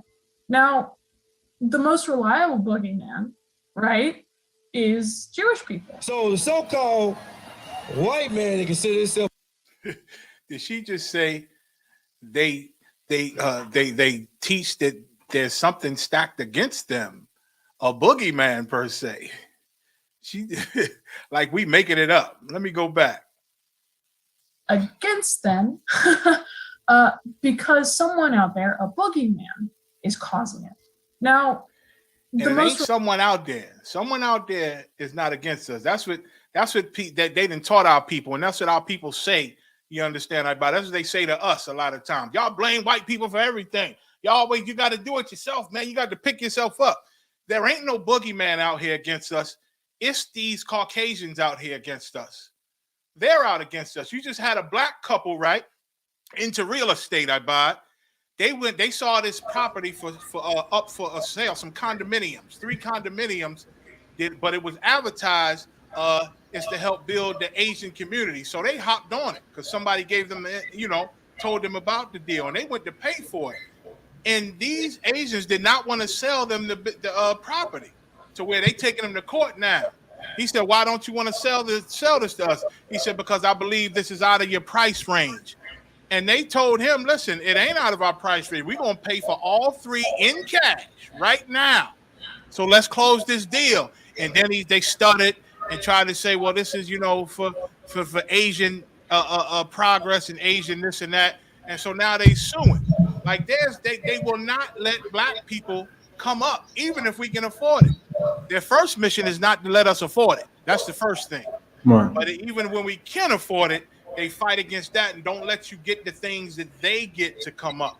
And it goes way back. Commander General Yohana and General Cabal brought out a book at Times Square, man, about how before Times Square was Times Square, they had vendors up and down the block. And they made a law that black people could not sell things in this vendor. Like they cut us off from the beginning. We didn't have a chance. And now the people that used to sell those vendors before Times Square was Times Square, they own all of Times Square now. They own everything. But we not a part of that because they purposely cut us off, man. They know what they doing. It ain't by accident that we don't have a damn thing. This is controlled, this is plotted, and this is mapped out, man. This is what they do to us. You understand? Okay. So get back to it. Damn, what did I do? Oh man. Salakia. Give me a second. I gotta pull it back up.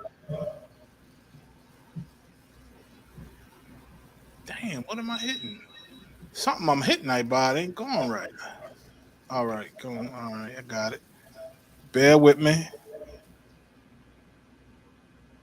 Bear with me. Bear with me. Here we go. All right. So let me pause it. Slakia. Let me get it back up. I gotta share it again.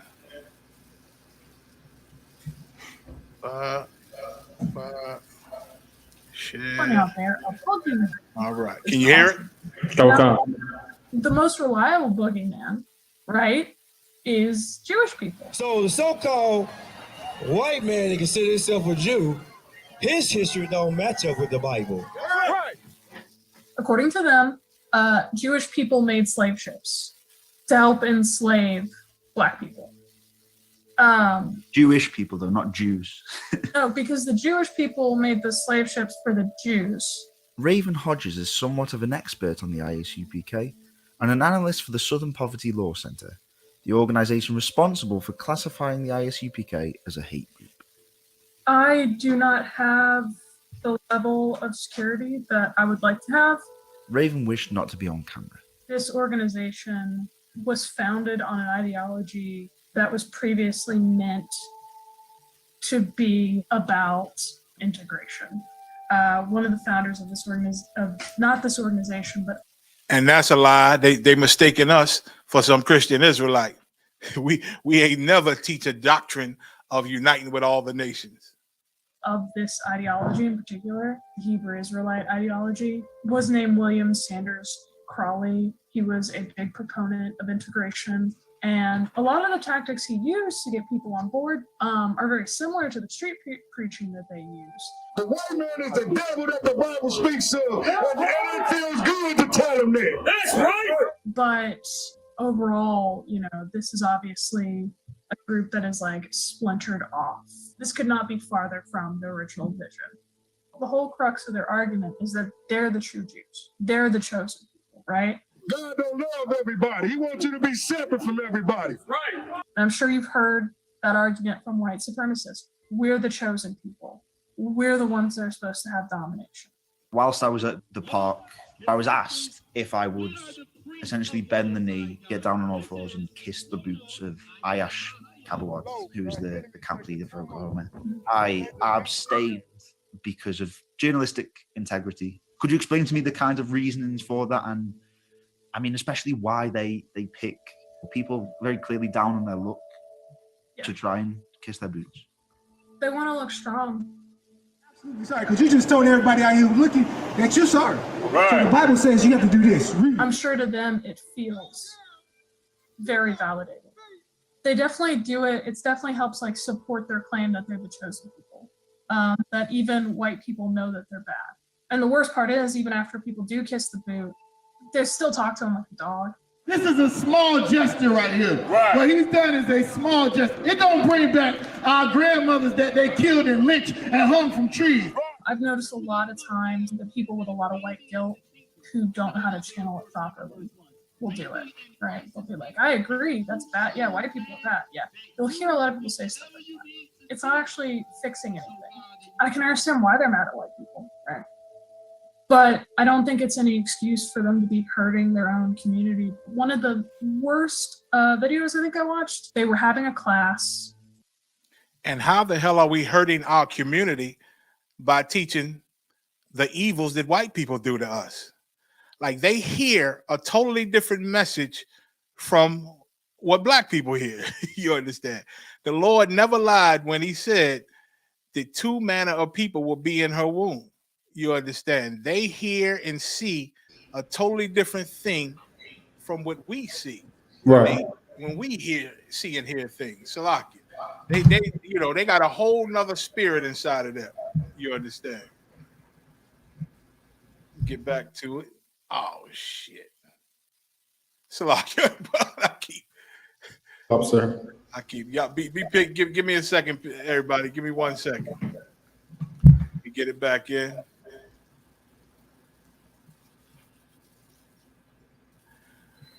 Biden them taught me a little bit of this computer thing. I'm trying to get the hang of it. I ain't fast enough at all. Here we go. Oh, Slocky, let me share it.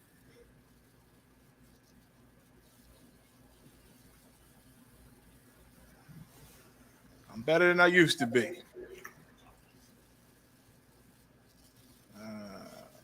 All right. Will know that they're bad. And the worst part is, even after people do kiss the boot, they still talk to them like a dog.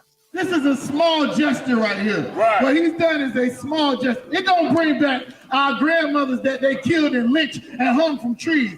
I've noticed a lot of times that people with a lot of white guilt who don't shout out to the Florida camp will do it, right? They'll be like, I agree, that's bad. Yeah, white people are bad. Yeah. You'll hear a lot of people say stuff like that. It's not actually fixing anything. I can understand why they're mad at white people, right? But I don't think it's any excuse for them to be hurting their own community. One of the worst videos I think I watched, they were having a class And one of the members started talking about a sister, another Black woman, who wanted to join. Now listen to what ISUPK, she gonna but she hear. had a mixed son. Everybody She listen to what basically she's told gonna the hear. woman that she could not join unless she gave up her son for adoption. Like, sister, what you need to do is you might need to try. Now, hear and what she just take said. that child. Hear what she just said. She said that we taught that this sister with an Edomite baby could not join the school. That she's not allowed in the school unless she gave the baby up for adoption, which is not what the brother gonna say. Check it out. That you got and put, kind of nudge him to be with them, with his people. You forcing this child upon us. We don't accept it. All of a sudden, you don't want to be in the school. You go ahead and you take that child. That's not one of You hear ours. what he just Get said? him. You hear what he just said? He said that baby is not an Israelite. He's not part of us. So, he's not allowed in the school. And that's, you got it. You married to a white woman. The white woman can't come into the school. You understand? Right. You a sister married to a white man. The white man can't come into the school. He can't come to the Passover. He can't come to the high holy days. Now, the brother just said that baby can't come into the school. And you want to leave the school because he can't come into the school? That's what he's saying. We didn't tell her. They didn't tell her she can't come in. Obviously, this is a sister who decided, since my white baby can't be a part of the nation, I'm going to walk away from the nation. But again, these devils hear something totally different. Go ahead. Slocky. Give them up to adoption. You can't sit there and separate a mother and their child. You can't. And then go on and say that you love your community.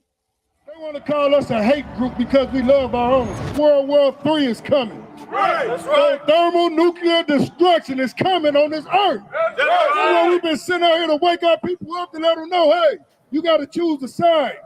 If you're going to die or you want to live. I found myself conflicted. The ISUPK's controversial views are undoubtedly hateful. However, the systematic mistreatment of minority ethnic groups earned them a level of sympathy that white supremacists besmirched with swastika tattoos could never allow. Does that sympathy even matter, though? Can you ever even consider rationalizing hate speech? The Sabbath day preaching in Oklahoma City was my final destination, and hopefully where I might be able to find some answers to questions that had made me feel uncomfortable.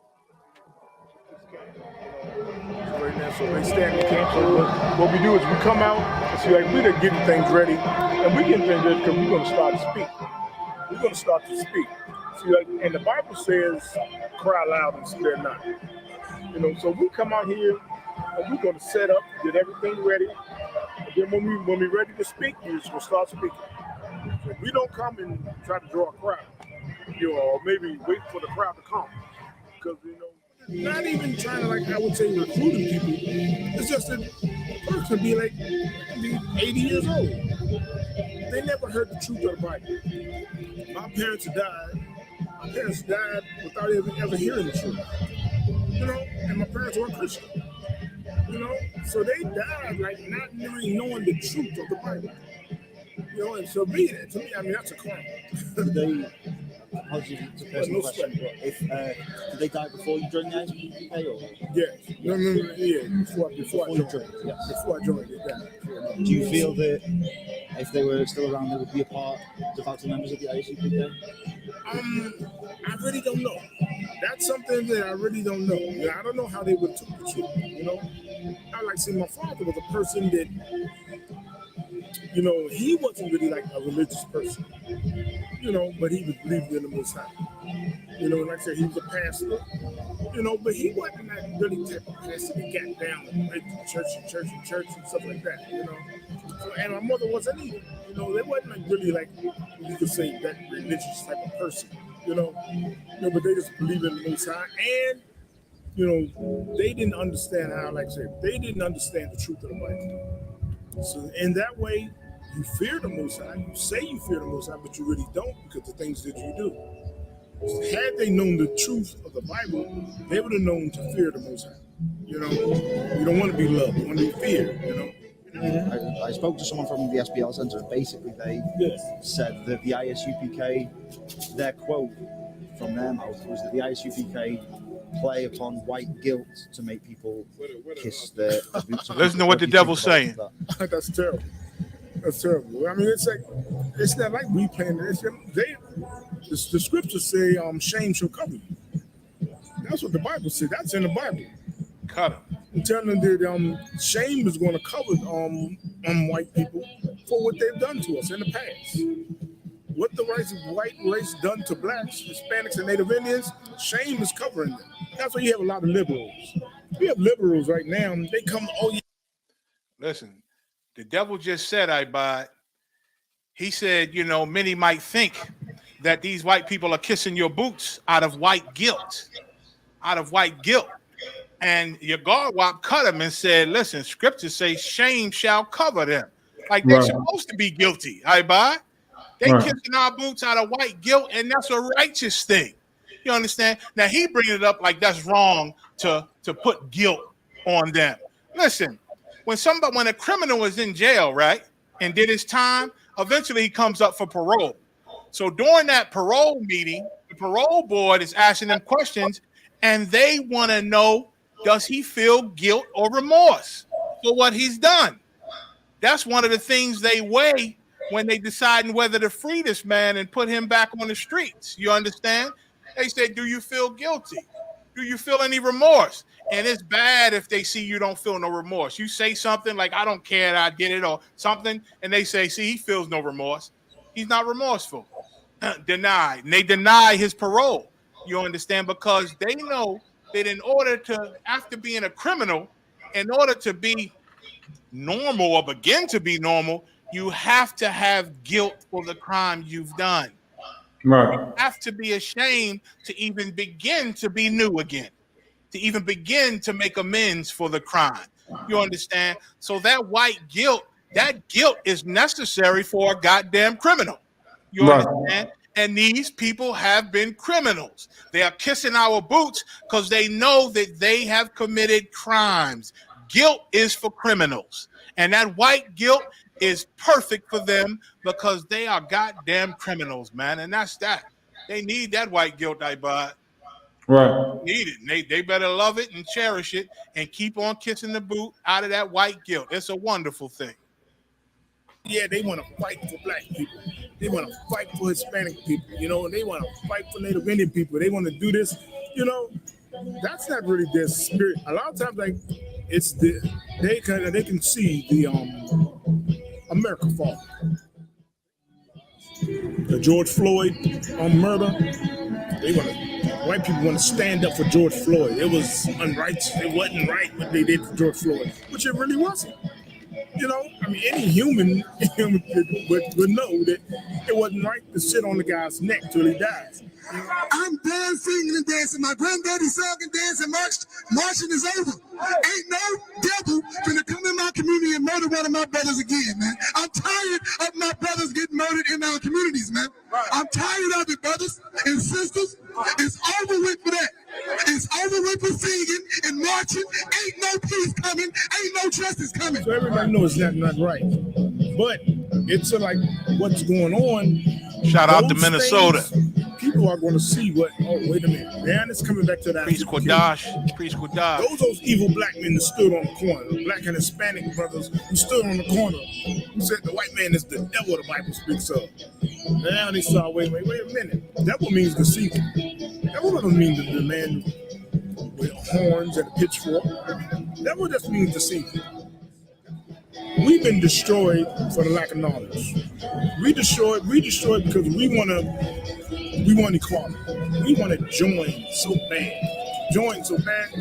That spirit of Martin Luther King. Now I gotta ask you, what do you think about Martin Luther King? I think he was good for black people. Yes, I do. Okay, all right. That's an honest answer. Being, like I said, Martin Luther King was terrible for black people. You gotta understand. Martin Luther King was a traitor for black people. Why was he a traitor? Because he joined us with people who were killing us. The passionate preaching on the speakers, which echoed a lot of the sentiments that I'd heard before, drowned out my conversation with the captain. So I decided to gauge the reactions of my fellow audience members and how the group aimed to spread their message. Those flying objects that you call UFOs, those are the chariots of the Most High. Here's the truth. I can log on to Facebook right now. I can log on to YouTube, Instagram, whatever people are using today on social media. And I can watch black and brown people die and live in color. And you know what? That's what my children get to watch. They get to watch a man lay down on the ground with another man with his knee in his neck until he dies, begging for his life, begging for his mother. Well, I don't want to die, but if I have to die, I don't want it to be on my knees. And if my children have to watch it, I want to die standing up. And I want them to know that their father was a soldier, so at least they can live with that memory. That I didn't die like an animal on the ground, being treated as a second-class citizen. I can tell you, even your Yashimon, the Dallas camp. Oppressed people in Argentina, that's for sure. If my people were enslaved here and they were forced to work here for free to build this country, should they not partake in living at the same level or at least a better life? No, where I'm trying to go with this is that I don't know where it was going with that, but the Bible says that he's going to put vengeance in the hands of those who have been oppressed. Give me Revelation chapter 13, verse 9. The problem with that is that it could be a never-ending cycle. Like action, reaction, reaction, reaction is like when does it end? Like, well, according to the scriptures, when the Israelites come into power, it's a perpetual. And the heathen always want to be forgiven. They want us to stop. They're like, okay, they hurt us. They don't like it that we're going to now get them back. Because then they think, well, then eventually we'll get you back, and it's a never-ending cycle. Why don't you stop now? Because they don't want nobody to get them back for what they've done. You understand? So that's why they want to, well, maybe we should stop so that more people don't have to die. I know these people did this. I know my people did this. I know this happened, but let's stop now. That's what the Jewish boy told me when he cried. He said, you want to kill more people? You want to kill more people? Crying. You understand? Because they don't want to get justice done to them, man. And their excuse for not getting the justice is, but then it's just a never-ending cycle because we're going to get you back. And you probably get us back some 400 years later, and we'll get you back. They think it'll just be back and forth because they think they got that long. But like Yashimar is telling them right now, Christ's rod ain't never going to be broken, man. His rod of rulership ain't never going to be broken. Once we get back in charge, ain't no more back and forth. It's all done. That's it. Wow. Kingdom. How come you stopped to talk to them? I just saw them and was curious about what they're saying. And that's it. And whereabouts are you from? We're from Argentina. Do you think they seem hateful? Yeah, it didn't seem very reconciliation prone. Like more on, yeah. Yeah, they don't talk about vengeance or revenge, but It they sounds are like it. saying that They call us a hate Like group. they want a way out. They want a way that they can come Are we a in. hate group when we talk about loving our people? It's very stiff.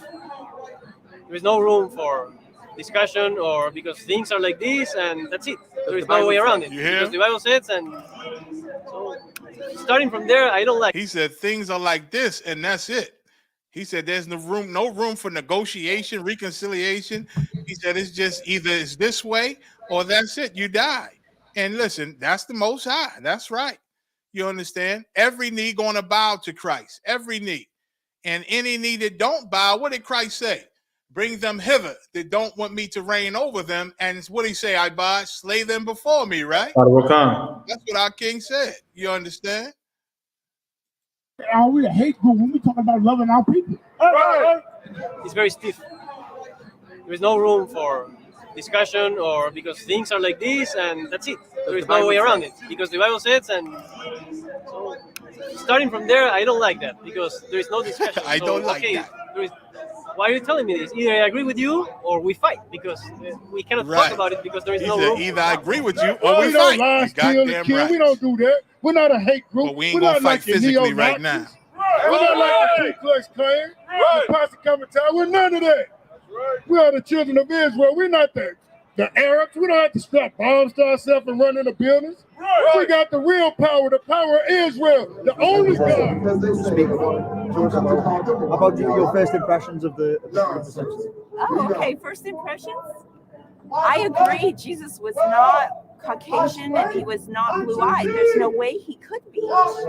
So I get that, but I've not heard, this. This is interesting to me. I have to read more information and read scripture because I do believe the Bible is God's word.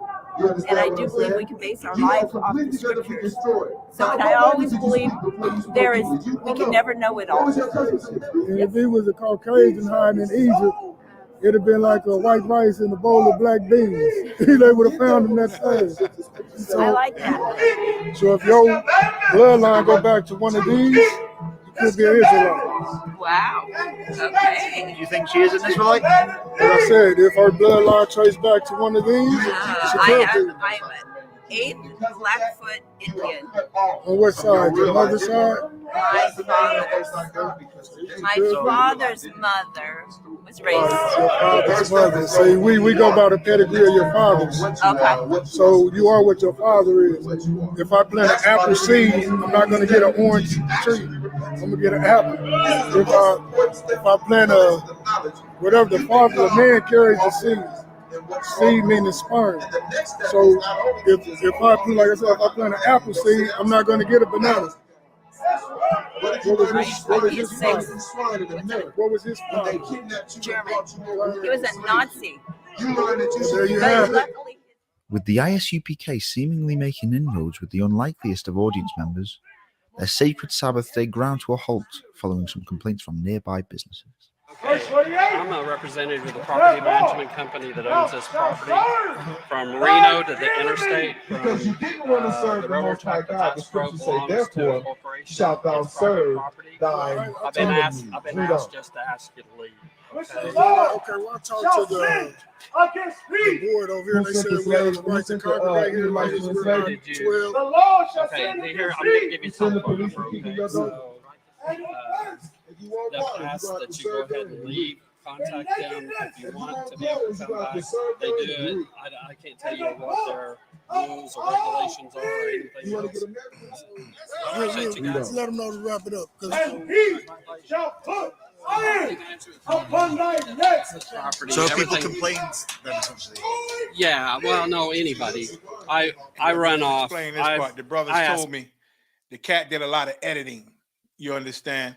He said when this happened, it wasn't that this guy came and then they left because of him. They was about to roll anyway. He came toward the end. They said this Edomite comes out all the time and they never leave. You know what I'm saying? He comes out all the time. But the Edomite doing the document, when he edited it like this guy said you got to leave and then they left. That's editing. They did not leave because of this devil. You know what I'm saying? They was leaving anyway, and he skipped a lot of things in the editing, but it's still a good video.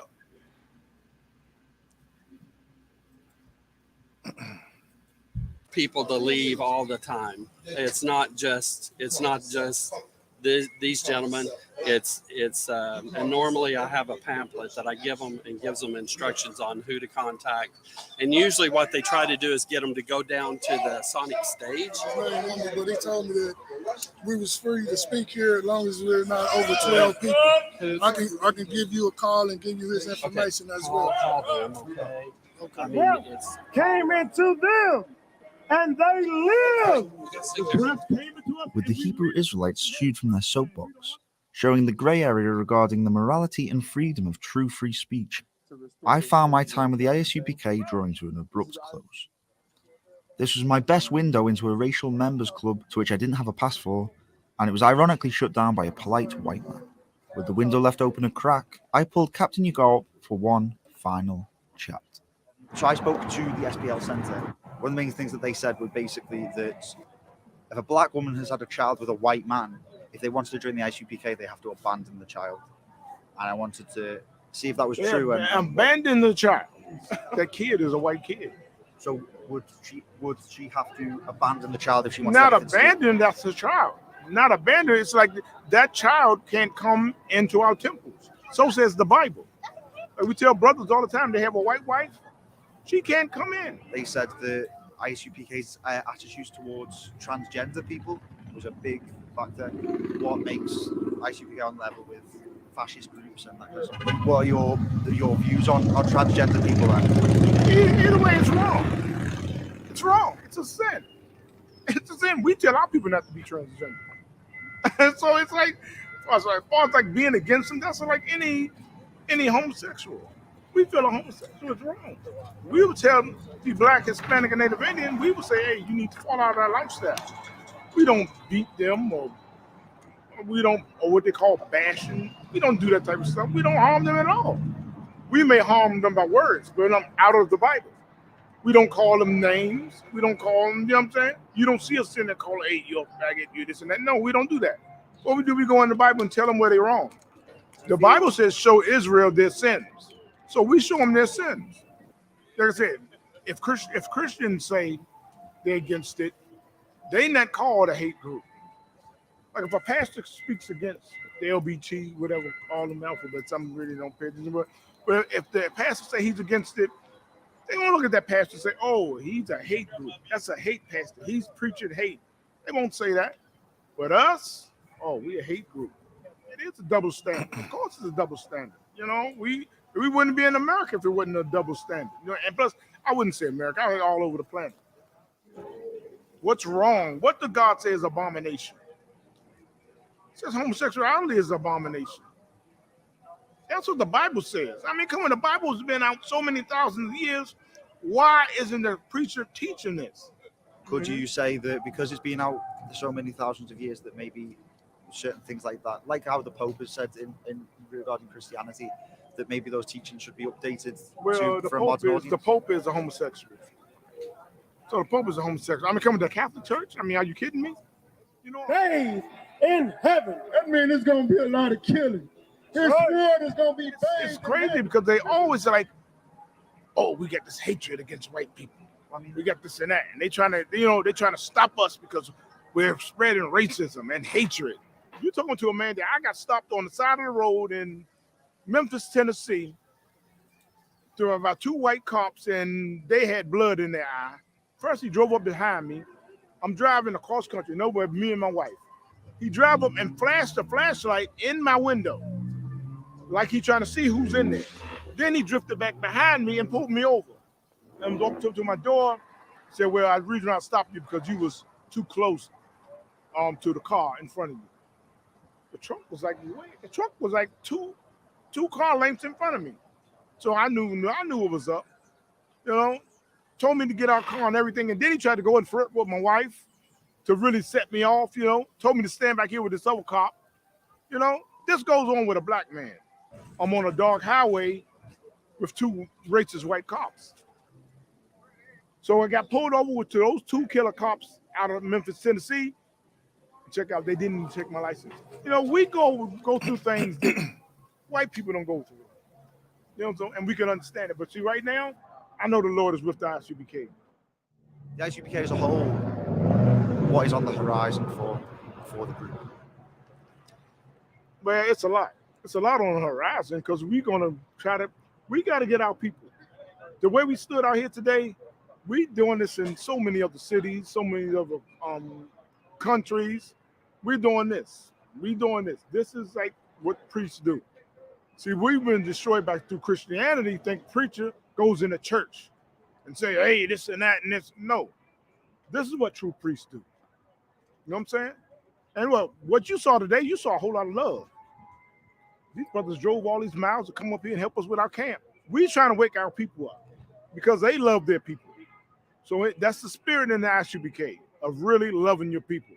So it's a shame that they will call us a hate group because what are we doing to show so much hate? We're not spreading hate. We're spreading love to our people. They calling us a hate group because really they truly hate us. Seems crazy. Seems foolish, but through this, kingdom's going to fall. Through this, America's going to fall. You know, why? Because the Lord is with us. These are men who harbour anger at society. but it is anger that has been constructed through centuries of racial oppression. This is a fight for justice channeled into oftentimes spiteful preaching rather than protest, and a situation with morals so conflicting that it may not be black and white.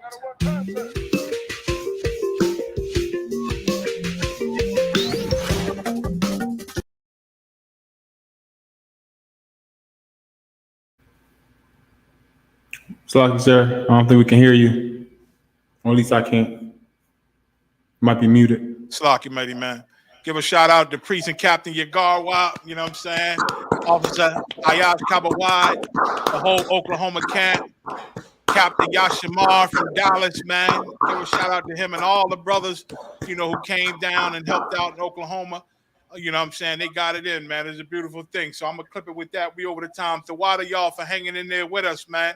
It's an excellent documentary. Y'all pull that up online, man, and find that. Hit the Oklahoma camp up and get that and share it with everybody. You know what I'm saying? We're going to be looking for that devil. He should send us a few dollars. You know what I'm saying? Right. You know what I'm saying? You use our likeness and everything. You know what I mean? So with that, I'll see y'all next week, man. We get it in, man. Tawada for hanging in there once again. Any questions, send them to AskYeTheProphets@gmail.com. Or you can comment during the show, or you can go to Facebook, Ask Ye the Prophets, and send a message in the messenger or the inbox. You understand? So Shalom Israel. I'll see y'all next week.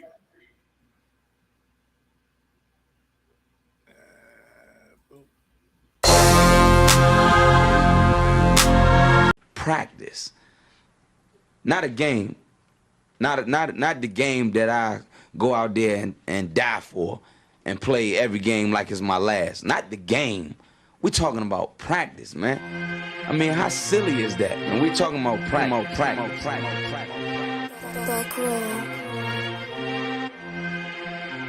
Best believe that I'm top 3. The only thing is I'm not 2 and I'm not 3. Put me anywhere of and they wonder it's not me. It's beef, we strut a nigga block, that's chopped cheese. No peace, the butterfly sting him, that's Ali. You reach, I teach him with the handle, that's Kyrie. Machines you hook like a Roman, that's IV. You a sheep, I'm a goat, it's a difference, so watch me. You weak, all hooks, no punches, so block these. They mock me, I just show them how it goes. Try to stomach this thug life. They brain got the nose, bandana on the grip. All heads coming out the foe, connected from Cali to New York, niggas, so let it go. Made for this, nigga, I eat bars and drink flows, thinking you woke into your third eye peephole. Line for line, this shit too easy, it's like a free throw. Mastered the game too early, this bitch a cheat code. It ain't a game, these niggas lame, they bring a shame. If I'm with an officer, it's a number in his name. We ain't the same, you want the easy pass, tell him change his lane. Shit, I've been through the fire, you can't stand the rain, take an aim. Tell him runner he can try his best. Drive a car named after me, that's why I'm in the vet. Laughing these niggas once again and I ain't break a sweat. Number 1 at everything I do, that's why I'm one west. The Lord is not the God of the dead, so when I die, coming back for my spot, so forever I'm top 3. Just tell him to watch this, janitor with the mop stick. You gon' need a defensive lineman to block this. On point when I bomb shit, 10 for 10 I do not miss. I'm barking with a full bulldog, it is not mixed. They can see that my mind's sick, I don't write, I find shit. I don't like it, then I'll switch. If I touch it, it's diamond. Tell a bitch that I'm God sent. It ain't because my kicks is built like 5'6", 5'7" is my bitch. Dangerous, high risk. I lose it, get another one. You think I'm talking about a girl? I'm talking about another gun. We here now? Hey, look, it is what it is now. We don't fuck with the house niggas. We burn the crib now. I'm ahead now, and I hope they can hear now. I don't care if you think it's it, nigga. I don't fear clowns. Silences make it sound like raindrop. That's a quiet storm. Get the job done in the view or get fired on. If you niggas standing for nothing, what you dying for? If you put real with real, that's how I was born. Walk in this bitch ready for war. I'm in riot form. I want these niggas to see me flex. That's why I am armed. I shouldn't live in the crib, nigga. I should buy a farm to go through this shit so effortless. Best believe that I'm top 3. Only thing is I'm not 2 and I'm not 3. Best believe that I'm top 3. Only thing is I'm not 2 and I'm not 3. Best believe that I'm top 3. Only thing is I'm not 2 and I'm not 3.